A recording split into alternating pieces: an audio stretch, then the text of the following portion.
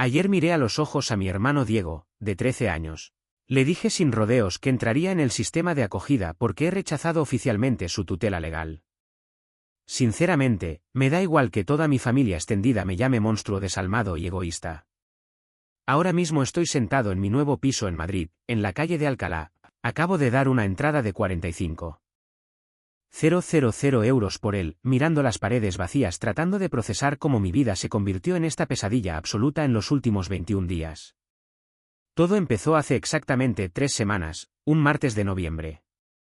Recibí una llamada de la Guardia Civil de Asturias diciéndome que mis padres habían muerto en un accidente de tráfico, chocaron contra un camión en una carretera de montaña helada. En ese preciso momento, yo acababa de terminar una presentación crucial para unos inversores extranjeros.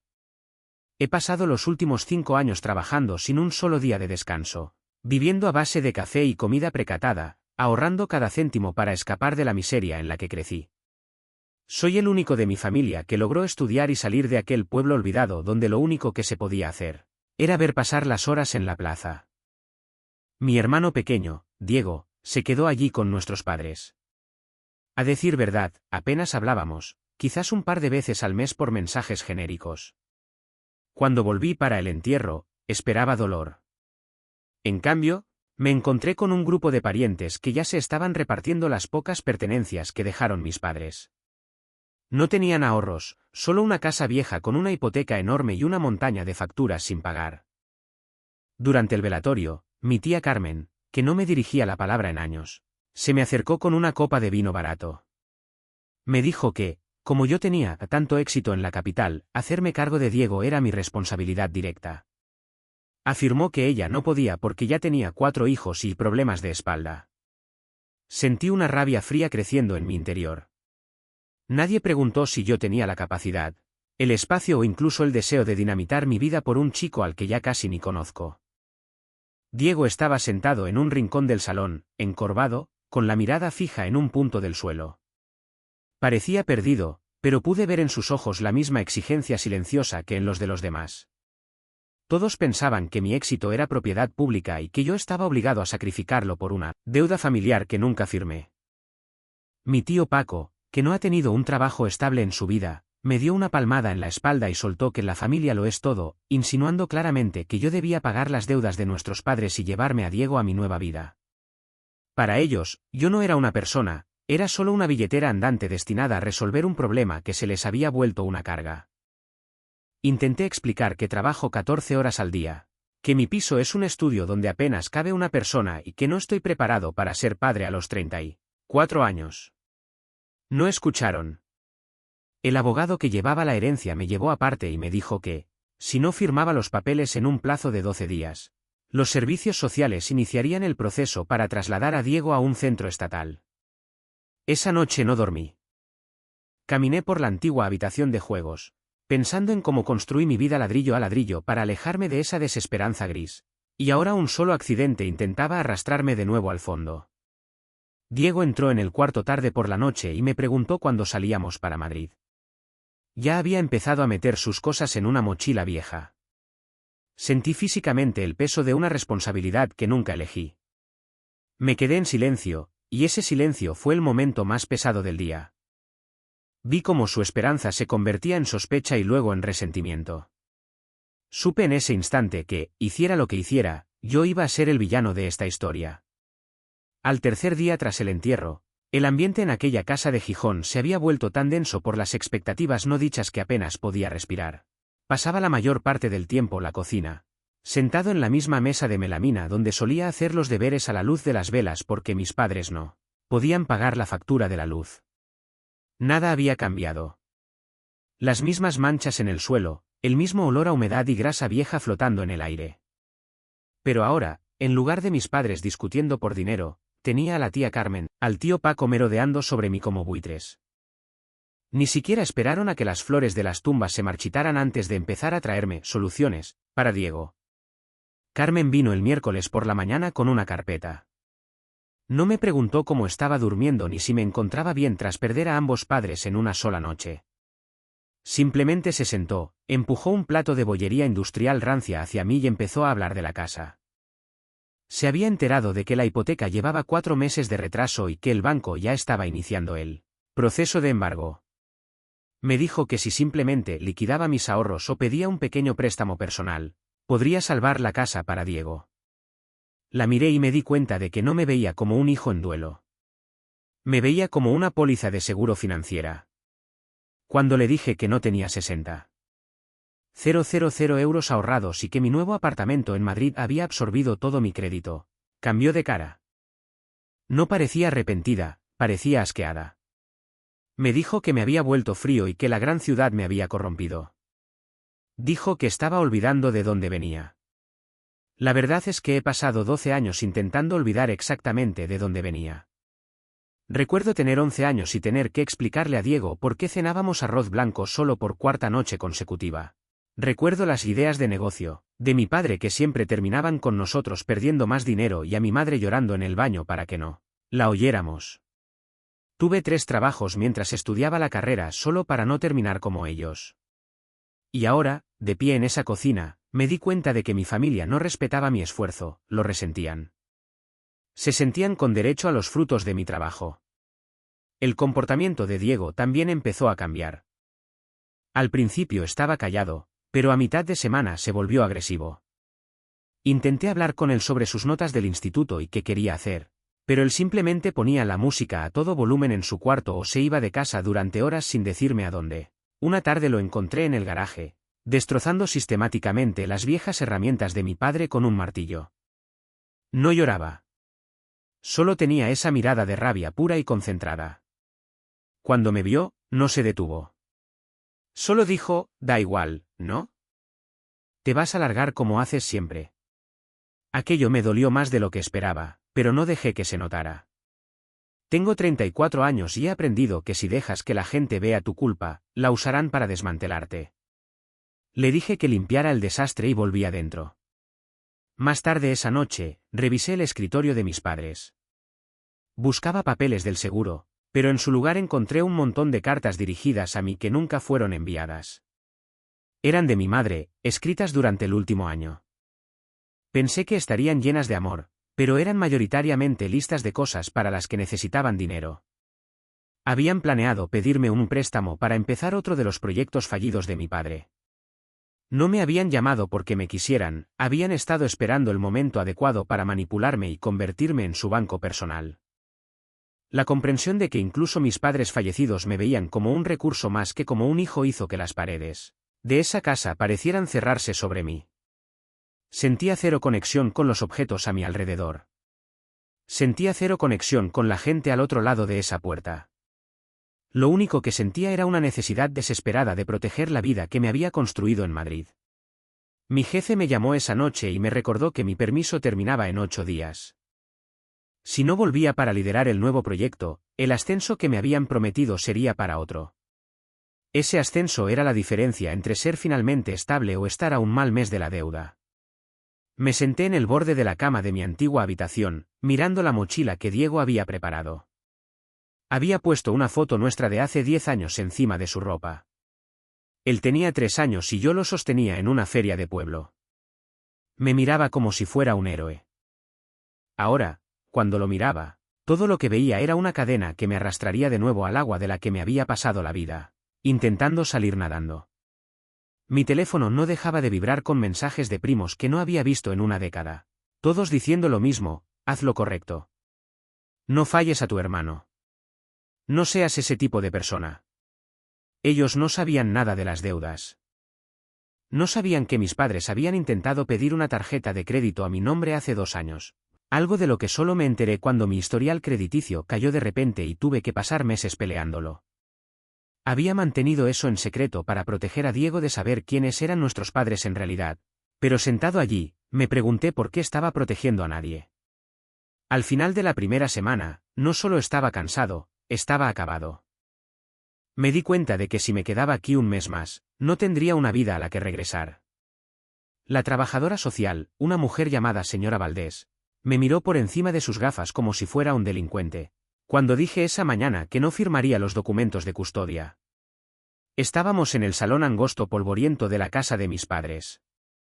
El aire estaba viciado y la atmósfera era tan pesada que sentía una presión física en el pecho. Mi tía Carmen y mi tío Paco estaban allí también, plantados junto a la puerta como centinelas, esperando a que cumpliera con lo que ellos consideraban mi deber de sangre. La señora Valdés me preguntó una vez más si entendía las consecuencias.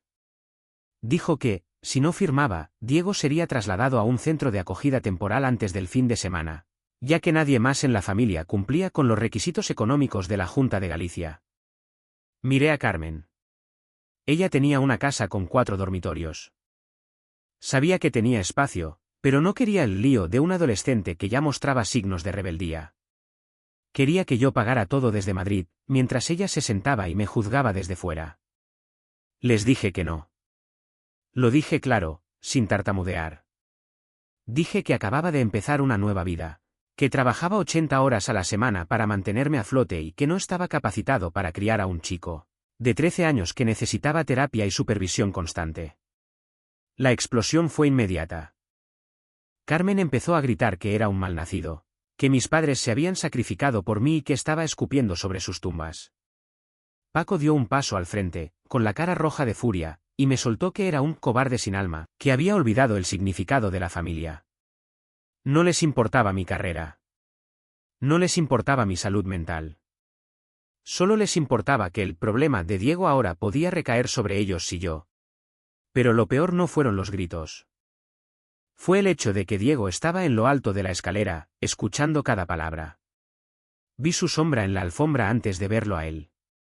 Cuando finalmente bajó, ya no parecía triste. Parecía que quería matarme. Se acercó a mí, ignoró a los adultos y me preguntó si de verdad iba a dejar que se lo llevaran a un centro de menores. Intenté explicárselo. Intenté decirle que no podía darle la vida que merecía ahora mismo, que me estaba ahogando en mis propias responsabilidades, pero él no quería lógica. Me dijo que era igual que nuestro padre, siempre buscando una salida, un atajo hacia una vida mejor, aunque significara dejar atrás a la gente. Me llamó traidor y me dijo que no quería volver a ver mi cara en la vida. Luego salió por la puerta principal y la cerró con tal fuerza que los cristales del marco vibraron. Durante los siguientes 3 días, mi móvil no dejó de sonar ni un segundo. Mis primos, los viejos amigos de mis padres del bar del pueblo, incluso gente con la que no hablaba desde el instituto me enviaban mensajes por Instagram y al número personal. Todos decían lo mismo: ¿cómo puedes hacerle esto a tu propia sangre? Eres una vergüenza. El dinero te ha podrido. Era una campaña de acoso coordinada. Más tarde me enteré de que Carmen había estado publicando sobre el tema en redes sociales, pintándose a sí misma como la tía afligida que intentaba salvar a un pobre huérfano de su hermano millonario. No soy millonario. Tengo un sueldo decente y una montaña de deudas por mi carrera y mi nuevo piso. Pero en este pueblo, si llevas traje y trabaja en un rascacielos, eres básicamente un villano si no pagas las facturas de todos los demás. La tensión llegó al límite el viernes por la noche. Estaba en la casa, intentando empaquetar las últimas pertenencias de mis padres para que el banco tomara posesión de la propiedad, cuando apareció Paco sin avisar. Estaba borracho y buscaba pelea. Empezó a rebuscar en las cajas, reclamando que ciertos objetos le pertenecían porque le habían prestado dinero a mi padre allá por el 2015. Acabamos a gritos en mitad de la entrada. Me dijo que todo el mundo en el pueblo sabía que era un gilipollas egoísta, y que si volvía a asomar la cara por allí, no me gustaría el recibimiento. Incluso amenazó con llamar a mi empresa en Madrid para decirles qué clase de persona era yo en realidad. Me di cuenta entonces de que allí no quedaba familia. Solo había un grupo de personas que se sentían con derecho sobre mi vida porque ellos no habían hecho nada con las suyas. Pasé esa noche encerrado en mi antigua habitación, escuchando el viento golpear las persianas. Me sentía en una cárcel. Cada vez que cerraba los ojos, veía la cara de Diego cuando me llamó traidor. Sentía la culpa, pero también una claridad aterradora. Si me lo llevaba, perdería mi trabajo. Si perdía mi trabajo, perdería el piso. Ambos terminaríamos de vuelta en este pueblo, viviendo en una caravana, odiándonos el resto de nuestras vidas. Estaba eligiendo mi supervivencia sobre su estabilidad, y el peso de esa elección me impedía respirar. El sábado por la mañana, la trabajadora social llamó de nuevo. Diego no había vuelto a casa la noche anterior. Estaba desaparecido y la policía ya estaba involucrada. Mi tía me llamó 5 minutos después, histérica, gritando que si le pasaba algo, su sangre estaría en mis manos porque yo lo había abandonado primero. Me senté en el suelo del salón vacío y me di cuenta de que el mes ni siquiera había terminado. Y ya lo había perdido todo, incluso aquello que intentaba proteger. La policía encontró a Diego 48 horas después de su desaparición. No estaba en otra ciudad, ni se había escapado a casa de un amigo. Lo encontraron sentado en la parte trasera del viejo todoterreno de mis padres, un coche oxidado que estaba en un desguace a 5 kilómetros de la casa. Estaba allí, en la oscuridad, aferrado a una pequeña caja de caudales metálica que yo nunca había visto. Cuando el agente me llamó para que fuera a buscarlo, su voz era plana, sin emociones. Me dijo que Diego no quería hablar con la trabajadora social y que se aferraba a esa caja como si su vida dependiera de ello. Conduje hasta allí a las 3 de la mañana, con la cabeza dándome vueltas por la falta de sueño y el peso de los mensajes de odio que mi tía Carmen me había estado dejando toda la noche. Al llegar a la comisaría, Diego parecía otro. La rabia había desaparecido, reemplazada por un cansancio vacío que lo hacía parecer 10 años mayor. No me miró cuando me senté frente a él en la sala de espera. Simplemente empujó la caja metálica por la mesa. Me dijo que la había encontrado escondida en el aislante del desván el día después del entierro, y que había estado debatiendo si quemarla o enseñármela. La abrí, esperando encontrar fotos viejas o quizás algo de efectivo oculto que solucionara nuestros problemas. En su lugar, encontré una pila de documentos legales y extractos bancarios de hace 5 años. Exactamente cuando yo estaba lanzando mi empresa en Madrid. Sentí que la sangre se me helaba mientras leía los papeles. Siempre les había dicho a todos, y me había convencido a mí mismo, que había construido mi carrera solo. Pensaba que había sobrevivido a esos primeros años a base de coraje y talento. Pero los documentos de esa caja contaban una historia distinta.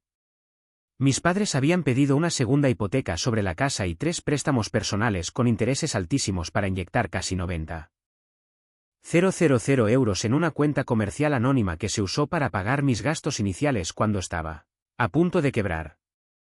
Lo habían hecho a través de una sociedad pantalla que un viejo amigo de mi padre había montado para que yo no supiera de dónde venía el dinero. Pero eso no era lo peor. Lo peor eran las fechas. Dejaron de pagar la hipoteca de la casa familiar el mismo mes que me enviaron el último cheque de inversión. Literalmente, habían cambiado el techo bajo el que vivían y la seguridad futura de Diego para asegurarse de que yo no fracasara. Todos esos años en los que yo los juzgaba por ser pobres y fracasados, ellos se estaban ahogando porque estaban subvencionando secretamente mi éxito. Y Diego lo sabía. Había encontrado una carta de mi madre para mi padre al fondo de la caja, fechada el mes pasado. Escribía que finalmente iban a decirme la verdad porque el banco se quedaba con la casa y no tenían más remedio que pedir ayuda. Estaban de camino a un notario para firmar un documento que habría vinculado legalmente mis activos empresariales a sus deudas, un último intento desesperado por salvarse, la noche en que se estrellaron. Diego finalmente me miró, y su voz fue un susurro. Me dijo que los había oído hablar de ello durante años. Sabía que cada vez que yo volvía a casa y presumía de mi coche nuevo o de mi piso, lo hacía con el dinero que se suponía era para su universidad, su estabilidad, su vida. No había querido ir a Madrid porque me echara de menos, quería ir porque sentía que yo le debía una vida. Me dijo que, si lo enviaba a un centro de acogida, llevaría esos papeles a la prensa y a mis inversores. Les enseñaría que el emprendedor tecnológico que se hizo a sí mismo, era en realidad un fraude que dejó que sus padres murieran en la ruina mientras él vivía a todo lujo con su crédito robado. El dilema moral me golpeó como un impacto físico. Si me lo llevo ahora, no es por amor, es por silencio. Estaría metiendo en mi casa a un chico que, en el fondo, me odia, que me ve como un ladrón y que tiene pruebas suficientes para destruir lo único que valoro, mi reputación. Pero si no me lo llevo, va a reducir mi mundo a cenizas. Miré los papeles, luego al hermano que apenas reconocía. La familia, que yo pensaba que se aprovechaba de mí era en realidad la familia a la que yo ya había desangrado sin saberlo. Miré mi reloj. Eran casi las 5 de la mañana. En 4 horas, se suponía que debía estar en un vuelo de regreso a Madrid para firmar el contrato de mi proyecto más grande hasta la fecha. Mi móvil vibró en el bolsillo. Era un mensaje de mi jefe, todo listo para la reunión de las 10. Esta es la que lo cambia todo para nosotros. Miré a Diego, que esperaba una respuesta. Me di cuenta de que la nueva vida, que tanto me desesperaba proteger, estaba construida sobre una base de mentiras y la miseria de mi hermano. Tenía que decidir allí mismo, en esa comisaría, salvo mi carrera y me arriesgo al escándalo, o acepto la cadena al cuello y vivo con mi víctima los próximos 5 años. No cogí aquel vuelo de las 10 de la mañana hacia Madrid. Llamé a mi jefe desde el aparcamiento de la comisaría y le dije que había una emergencia familiar que no podía esperar. Estaba furioso, gritando sobre oportunidades perdidas, profesionalidad, pero le colgué. Volví a entrar, firmé los papeles y me convertí oficialmente en el tutor legal de Diego. No lo hice porque de repente sintiera una oleada de amor fraternal. Lo hice porque la verdad en esa caja de caudales era una bomba nuclear. Si la historia de mi éxito por mérito propio saliera a la luz, si la gente supiera que construí mi empresa sobre las ruinas de la vida de mis padres, del futuro de mi hermano, sería radiactivo. Mi reputación, lo único que realmente valoraba, quedaría incinerada. El viaje de vuelta a Madrid duró 6 horas de carretera, y fueron las más largas de mi vida. Nos movimos en total silencio. Cada vez que miraba a Diego en el asiento del copiloto, no veía a un niño que necesitaba un hogar, veía el precio de mi libertad. Él no miraba el paisaje. No jugaba con el móvil. Solo miraba la carretera con una madurez fría y aterradora que me hizo darme cuenta de que el niño, que creía conocer, había desaparecido. Cuando finalmente aparcamos frente a mi edificio de cristal y acero en el centro, cerca de la Plaza de Castilla, no pareció impresionado. Miró el vestíbulo, al conserje que me saludó por mi nombre, el ascensor de alta velocidad, y simplemente sonrió con desprecio. Era una mirada que decía: así que esto es lo que compró mi fondo para la universidad. La primera semana fue un desastre. Mi estudio, del que tanto me había enorgullecido, se sentía como una jaula. Tuve que comprar una cama supletoria para Diego y meterla en una esquina del salón principal. No había privacidad.